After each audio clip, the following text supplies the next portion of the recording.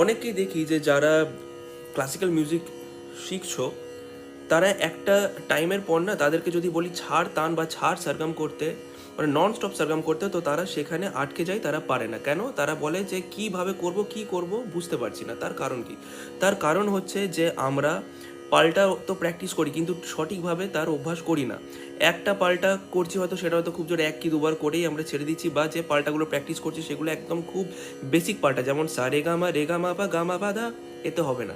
পাল্টা এমন চুজ করতে হবে যেখানে পারমুটেশন কম্বিনেশন খুব স্ট্রং হবে, যেমন সারে গা রে সাগা সারে গা সারে সাগা সারে গা সারে সাগা, অথবা সারে গা মা সাগা রে সাগা মা গা সারে মা রে গা সামা গা রে সামা। এই ধরনের পাল্টা চুজ করতে হবে যাতে পারমুটেশন কম্বিনেশন খুব বেশি স্ট্রং হয়। আর থ্রোয়িং একদম হালকাভাবে থ্রো হবে, বেশি গামাক ইউজ করলে হবে না। সারে গা রে সা নি সা ধা নি সা, এই থ্রো রাখলে হবে না, একদম হালকাভাবে যেতে হবে, সারে গা মা পা মা গা রে সা।